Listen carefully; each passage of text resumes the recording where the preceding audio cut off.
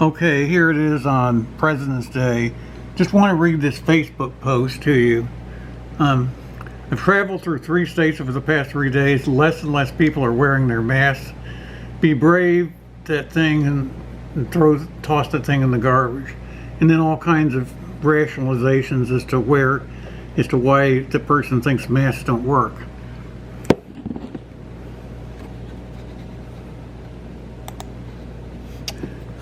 I just want to give my reaction to this for a minute. So that post disparages people for having to wear masks.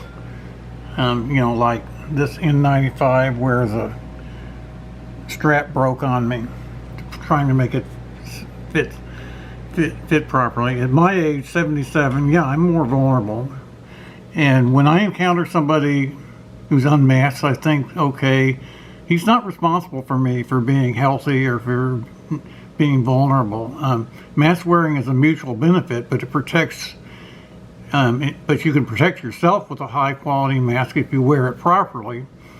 And I won't get into which ones, other than maybe the N95. We should be providing our people, everyone, with masks that actually work. I actually think that. The risk right now may be greater with small exposures than it had been because of the variants.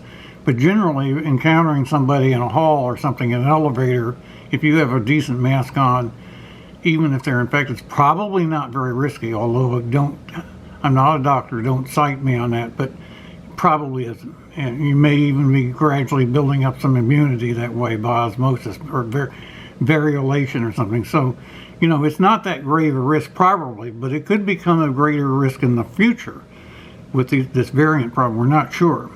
Now, when you encounter somebody like that, maybe they're naive, but what I think is if they don't care about me and my vulnerability, they believe in survival of the fittest, Spencer and Darwin, it's really Spencer, and they see the virus as maybe a purge. I sometimes feel that way.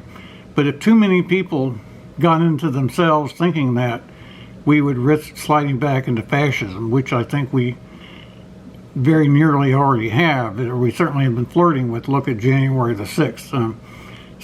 I've been privileged. I wasn't competitive as a boy, and my book smarts, I was protected by my parents, even through some difficult times. Like when I was thrown out of William and Mary in my first semester when I was accused of being homosexual. That was 1961. And I am, but that was in a different time, on the basis of no real conduct or anything. I tend toward maybe sissiness, or what used to think of as cowardice, letting others take the risks. I leveraged my student deferments, got out of, I was in the Army, but I got out of having to go to Vietnam and so forth. So I sort of left the risk-taking to others, which was a big part of the way I argued against Don't Ask, Don't Tell in my books, and that actually started my second career, writing in my 50s as my IT career sort of wound down. I'm not non-binary, that's a double negative. But if you look at the criticism of me, that would sound like a nice excuse, intersectionality. Here I talk about the leveraging of student deferments.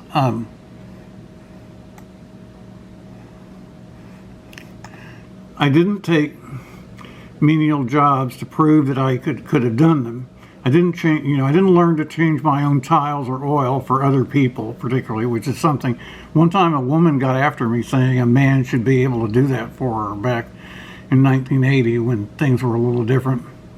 But this can become an issue if you're alone as an elderly person in a home, not very well socialized with other people who can protect you, and something breaks, and nobody can come in to your home if you're supposed to be isolated. That could be a life-threatening thing, or you're not willing to join a pod or something like that. That could be a very serious thing for your independence, your own personal agency.